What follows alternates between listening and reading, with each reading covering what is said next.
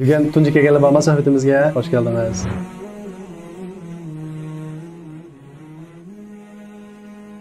Hammamiz bilamiz, 2 yilning yoqi hammamizni besaramjan qilayotgan, hammamiz emas, butun dunyoni besaramjan qilayotgan, qo'rqitayotgan, hatto bizni uyga sulayotgan bir narsa bor. U qaysi? Koronavirusi. Zodi hammamizni qo'rqityapti, shundaqmi? Biz nima uchun koronadan qo'rqamiz? Dunyo nima uchun koronadan qo'rqyapti? Davlat boshliqlari maska taqaydi shundaqmi, shundan qo'rqadi. Nima uchun qo'rqadi bolalar koronadan? O'lib ketamiz deb shundaqmi? Bu ajoyib bir ish bor bolalar. Koronadan qo'rqadi nima uchun? O'lib ketamiz deb. Ammo korona bo'lmasa va yoki korona yo'q vaqtida biz o'lib ketmaymiz.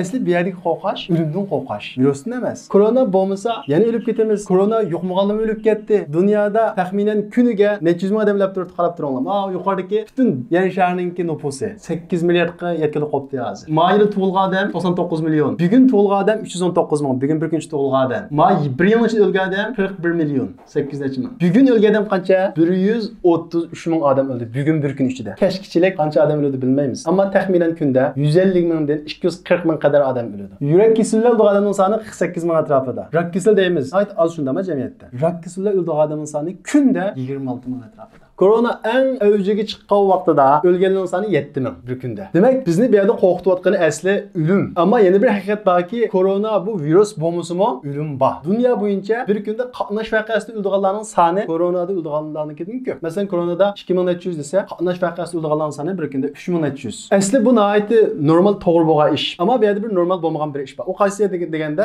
virusdan qo'rqimiz o'lim bor deb. Ammo virus bo'lmasa va yoki virus tugidi desa, xotirjam bo'lamiz. Lekin bu yerda o'lim tugidimi? O'lim oxirlashdimi? Asli aqlli inson har vaqt xuddi virus bor vaqtda o'limni qo'rqqandek o'limni qo'rqash kerak. Chunki virus bo'lmasa inson cho'qim o'ladi. Masalan, shu tapda bir odam qo'liga bir pichoqni ilib olgan. Dunyoning ichida kezib yuriydi. Tutgan bir odamni o'ldirib o'tadi. Qachon kimni o'ldirib o'tishini uqula olmaydi. O'shunda odamda birisi paydo bo'lsa hozir. Bu odam butun dunyoda qiziq nuqta bo'ldi. Xuddi virus qiziq nuqta bo'lganga o'xshash. Chunki ammo unda bir odam yo'q. Lekin kunda 100 ming atrofida odam o'lyapti-ku. Nima uchun biz undan ansiramaymiz? Nima uchun bu bizning qiziq nuqtamizga o'tmaydi? Nima uchun o'lyapmiz? Buning qartan nima ish qilamiz degan bu savollar so'ralmaydi. Chunki insonda g'aflat deydigan bir narsa bor. Shunga Salih kishidan so'ralgan bu. Inson o'lib ketadigan tursa, qanday xotirjam yashayoladi degan vaqtida ustoz aytganki, Alloh o'limni yaratdi, keyindan g'aflatni yaratdi. Agar insonda g'aflat deydigan bir narsa bo'lmasa, ko'z oldimiz o'lim borkan, hargiz xotirjam yashamaydi. Chunki oldimizda qachon o'lib ketishimiz aniq bo'lmagan bir xatar bor. Lekin inson bu g'aflatning ichiga petib ketsa, o'limni unutsa, oqibati texmi xatarlik bo'ladi. Shunga payg'ambarimiz Muhammad alayhisalom har so'rinusda, har bir xutba bo'lgan yerda cho'qim o'limni eslatadi. Ey insonlar, o'limni unutmanglar deb. Shunga biz har vaqt esimizdan chiqarmasligimiz kerak bo'lgan ish o'lim. O'lim yosh qari demaydi. Masalan, payg'ambarimiz Muhammad alayhisalom Madinada bir sahobaninki janoza namozida qatnashdi. Ansar sahobaninki. Sahobalar qabrini ko'lashga boshladi. Payg'ambarimiz Muhammad alayhisalom qabrga qarab o'ltirdi. Sahobalarning hammasi atrofiga to'plashdi. So'rinni jimjitlik bosdi. Payg'ambarimiz Muhammad alayhisalom osmonga qarab o'tgandan keyin qo'ldagi tayoq bilan yerga mushlab o'ltirib, insonninki o'ladigan vaqtidan tortib, qabrining ichida bo'lgan ishlarning hammasini tafsiliy so'zlab berdi. Bu g'aybiy ishlar bo'lg'achqa, bu ijtihod orqali bo'lmaydi. Chuqur Rasululloh hadisida yoki Qur'onda deyilmasa, bu inson bilgili olmaydigan masala. Shunga payg'ambarimiz Muhammad alayhisalom mushayda o'ltirib, bir insonning qanday o'ldiganligi, Allohga ishonmagan kofirning qanday o'ldiganligi, zolimning qanday o'ldiganligini tafsiliy so'zlab bergan. Payg'ambarimiz Muhammad alayhisalom gap boshlab, bir odam ajli to'shqan vaqtida, agar u odam Allohga ishongan, Alloh degani bo'yicha yashagan odam bo'lsa, ajli to'shqan vaqtida Alloh taolo u odamning qishig'a o'lim farishtasi bilan bir qancha farishtani avatadi. Avatilgan farishtalarningki chiroyi oppoq. Shundaqla u farishtalar u kishiningki ruhini kepallash uchun yipakdan kepallik shundaqla misk kiparlarni elib boradi deydi. Ondan keyin ajali to'shqili az qolgan vaqtida o'lim farishtasi va yordamchi farishtalar u odamga intan yaqin holatda keladi deydi. Ajali to'shqan hamon o'lim farishtasi u odamning ruhiga "Ukhriji hamidatan ayyatuhan nafsu tayyiba kanat fil jasadi tayyib." Ey pokizjon, agar u jon mu'min bo'lsa, ey pokizjon, pok jasaddagi pokizjon, ukhriji ila mag'firatin minallohi va ridvan. Allohningki mag'firatiga va roziligiga chiqdi. Bu xitobni qiladi deydi payg'ambarimiz Muhammad alayhisalom. Ruh bu xitobni anglagandan keyin badandan asta ajrashga boshlaydi deydi. Bu ruhiy dunyoda bo'lgan ahvollar. Ammo dunyoda nima bo'ladi? Ya u odamga qatnash voqeasi kuchaydi. Ya sug'utun jo'qib ketadi. Ya karavot ustida yoki o'ynab turgan yerida yoki sabablik yoki sababsiz o'ldi deymiz. Ammo uningki ruhiy holatida, ruh dunyosida biz nima uchun bo'layotganligini payg'ambarimiz Muhammad alayhisalomning bu hadisi orqali bilamiz. Alayhissalatu vassalam. Bu xitobni qilgandan keyin ruh badandan ajrashga boshlaydi. Farishtalar Şöyle o müminninki bedenden ruhni naydı mulayimlik bilan tatıdı deydi. Allah Taala Kur'an-ı Kerimde bunu işaret kılıp "Ve naşitati neşta" deydi. Müminlerin cenni mulayimlik bilan ağıcı periştiler bilan qasam diş arqalı müminlerin cenninki naydı mulayimlik bilan ildiganligiga işaret kıldı. Peygamberimiz Muhammed Aleyhisselam hadisde tushundirib, müminning ceni bedenden acığa vaqtida xuddi tulumdan su tamçılagandek asan çıkıdı deydi. Eğer o kişi haqiqiy mümin, salih kişi bolsa. Lekin müminning ceni kafirning ceniga, zalimning ceniga qaragan vaqtida ana shunda asan çıkıdı. Xuddi tulumdan su tamçılagandek çıkıdı. Lekin umumiy ruhning bedendan ajışıga qaragan vaqtida, ma dunyodagi mushaqqatlar, ma dunyoda biz uchirgan qiyinchiliklar qaragan vaqtida ahli sunnat olimlari birdek shunda deydiki, bu şu dunyoda insonning bedeni uchraydigan eng qattiq azapmı bir müminning ruhi bedeninden ajırgan vaqtidagi azapdan yengil deydi. Bunu bir misaldan tushuntirsak, bizningki qo'limiz ya o't ko'ysa, yoki biyani kesib olsa, yoki bir yengni kirsa og'riydi shundaqo, ichimiz og'riydi. Nima uchun og'riydi? Nerdan kelgan og'riq shu? Nimadan shakllangan og'riq? Masalan, qo'limizni shunda pichoq kessa, shu kesgan jasaddan, shu o'rindan ruh kayniga chekingan yoki ruh zaxmlangan vaqti. Shu ruh zaxmiga uchragan vaqtida, ruh shu badanimizdagi shu yerdan azroq chekingan vaqtida paydo bo'lgan og'riq azobi. Hamda ruh qo'limizdan kesilgan shu kichik emas, butun badanimizdan ajrigan holatni tasavvur qilib boqili, naqadar og'riydi. Shunga payg'ambarimiz Muhammad Aleyhisselam hadiste "Adna habadatil maut bimanzilati 100 darbatin bisayf" deydi. Ölümninki en yengili, yani haqiqiy salih müminga bo'lgan en yengil ölümninki açıqı qilich bilan bedenge 100 qitim urgan yoki 100 qilich bilan urganga barobar deydi. Payg'ambarimiz Muhammad Aleyhisselam en yaxshisi insonlarninki, en Allohga suyumliki. Shundaq turuqliq payg'ambarimiz Muhammad Aleyhisselam jon berish oldida sakratda nayt qizib ketgan. Shundaqla qilgan duosi "Allohumma havvin alayya sakaratul maut." Ey Allah, ölüm sakaratını, ölümün açıqını bana asallaştırıp bergin, bana yengilleştirip bergin deb duanı nayet köp qılgan. Şu an Kur'an-ı Kerim'de mu kullu nefsin za'iqatul maut deydi. Her bir can ölümün təmini tetiydi deydi. Yani ölümden bir təmi var. Bu təm müminlərə, kafirlər qarğan düşüncülük yengil, lekin bu yani dünyada biz uçurğan, bizim bedenimiz uçuraydigan azabqa serişdiği vaqtida onundan yana dəhşətli. Çünki bu ruhninki bedenden acışı. Sahabelar içinde en zirek, en aqıllı dəsib aldıgan bir sahabe var. Amr ibn As. Bu sahabe ölüm haqqında ait köp oyunladı. Əslində bir adamninki ölüm haqqında köp oynaşı adamninki zireklikinin alamətidir. Çünki ölüm barkən o haqqında oynaş bir insanın aqıllılıq ikənliginin isbatı. Amr ibn As ölüm haqqında köp oyunladı. Kaşki mən şu ölümnin bir adamın ölümünü təsvirləb bəgəndə bir biləlgən bolsam, bir adamın sakrat beşide oturup ölümün qandaq ekanligini bir uqul olsa degan gapni ko'p deydi. Bu adam hayotining oxirida ölüm sakratiga tushgan vaqtida bu sahobadan so'raydi: "Ey dada, mana siz hozir sakratga tushyapsiz. Siz nayt ko'p deytdingiz. Ölümninki azobinin qandaq ekanligini bir bilgin ba deytdingiz. Mana siz shu holatda ahvolingizni bir suhbatlab berayin. Ölüm qandaq ekan deb so'raydi." Amr ibn As hali qolmagan ahvol ostida: "Ey o'g'lim, ölümni tasavvur qilg'ili, suhbatligini bo'lmaydi ekan. Shu topda men ustimga tog'ni mindirib qo'ygandek, yengnining tushkidan nafaslanayotgandek ajoyib azaplanıvatıma degan holda jon uzgan. Qur'on Kerimda shunga bir nafsininki, bir odamninki jondan ayrilgan ahvolni suhbatlab va zanna annahu al-firaq. Ölümning qattiqligidan, ya'ni u ölüm ruhimiz bedenimizdan chiqayotgan vaqtida unda azobni dunyoda tetib baqmag'achqa va zanna annahu al-firaq deydi. U inson endi o'lib ketdi ekanman deb jazmiyat qiladi deydi. Azobning qattiqligidan o'zininki o'lib ketganligini sakratlik vaqtida bilib bo'ladi deydi. Wal taffatis saqu bis-saq. Ruh bedendan ajrayotgan vaqtida parchoqlar birsi-birsiga kirishib ketadi deydi. Demek müminning jeni yengil deb turib mana bu shunda hayat qiynalib chiqadi. Shundaqla müminning ruhini parishta ep bo'lgandan keyin payg'ambarimiz Muhammad alayhisalom hadisining davomida u ruhga qarab, agar u müminningki ruhi salih bo'lsa, uning qarab sana xotirjamlik bo'lsin deydi. Ondan keyin qishidagi parishtalarga birdan bir sunadi. Ammo müminning ruhi ana shundaq noyda dahshatli azobni tatib u badandan ajrab bo'lgandan keyin tunji parishtani ko'rishi bilan o sakratlik azobining hammani unutuydi deydi. O xushalliqda o parishtaning shu bishoratini anglagandan keyin sakratlik azobi shuncha dahshatli bo'lsa-mu, hammasini unutuydi deydi. Farishtalar xuddi ismini qo'ygan balni birdan qulga olgandek, hammasi mu'minning ruhini qulga elib, "Salamun alaykum. Sana xotirjamlik bo'lsin, sana amonlik bo'lsin" deydi. Masalan, ayollar tug'qa vaqtida qattiq azoblanadi ekan, ammo tug'ib bo'lgandan keyin buqini qulga elib shunda ko'rgandan keyin u to'liq azobini hammani unutuydi ekan. Shunga o'xshashi mumkin. Inson jinni shunda qiynalib badandan ajraga vaqt qilinadi, lekin farishtani shunda ko'rgan vaqtda. O'zimiz tasavvur qilib boqaylik. Farishtani ko'rsak, biz ishongan u dunyoning haqiqat ekanligini ko'rsak, u vaqtda dunyoda tortgan azoblarimiz xuddi tushimizda ko'rgandek bilinishi mumkin. Dunyoning bir oxirat hayotiga, u barzah hayotiga solishtirganda bir zindon ekanligini his qilamiz. Payg'ambarimiz Muhammad alayhisalom hadisning davomida ondan keyin mu'minning ruhini ikki farishta osmonga elib chiqadi deydi. U vaqtda kishilar u odamning badani yo'g'iltigan bo'lishi mumkin, uran ko'li qiltigan bo'lishi mumkin, ammo bu ruh dunyosida bo'lgan ishlar. Tunji osmonga chiqqan vaqtida mu'minning ruhi uchun osmonning ishga eshiladi. Shundaqla uning xushburqi osmondagi farishtalarga yetib boradi. Farishtalar bu kim deb so'raydi deydi. Har bir mu'min vaqtida farishtalar ruh tayyiba ja'at min qibalil ard. Güzel bir xushburq bir ruh zamin tarafdan keldi. Bu kimning ruhi deb so'raydi deydi. Osmonga elib chiqqan farishtalar u insonningki dunyodagi eng go'zal ismi bilan u paloni deb ismini deydi.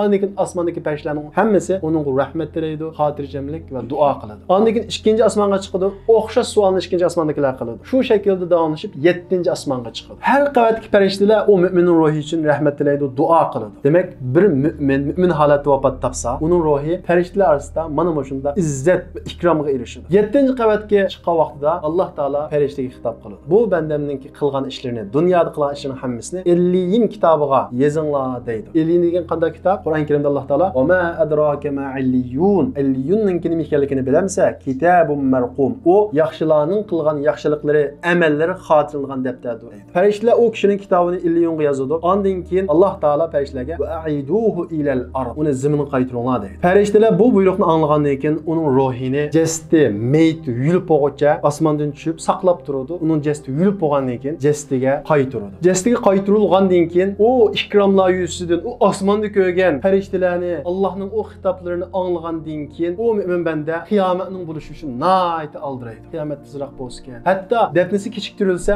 meni patroq dafn qilyapsiz ekan deb, qaddimuni, meni tezroq dafn qilinglar deydi. Lekin biz bu dunyodagilar uni anglayolmaymiz. Chunki u ayrim bir dunyo. Toki u kishi, mu'min kishi qabriga qo'yilib, uning tuproq beshi itilib bo'lguncha kishilarning gaplashganlarini, oyoq to'vishlarining hammasini anglaydi. Mana bu bir mu'minningki jini ilinishdan tortib qabrga kirguncha bo'lgan ahvol. Endi bir gunohkor fasiqning, zolimning, kofirning o'limi qanday bo'ladi? Payg'ambarimiz Muhammad alayhisalom hadisda agar ajri to'shqan kishi kofir yoki fojir yoki zolim shundaq bo'lsa, nazala ilayhi minas sama malaikatun sudul wujuh. Uning jannati uchun Alloh taolo qop-qora yuzlik farishtalarni avatadi. Bu farishtalar uning jannati uchun unga nihoyat yaqin keladi. Uning ajri to'shqan vaqtida uning ruhiga ayyatuhan nafsul khabisa ukhruji ila sahatin minallohi va g'adab.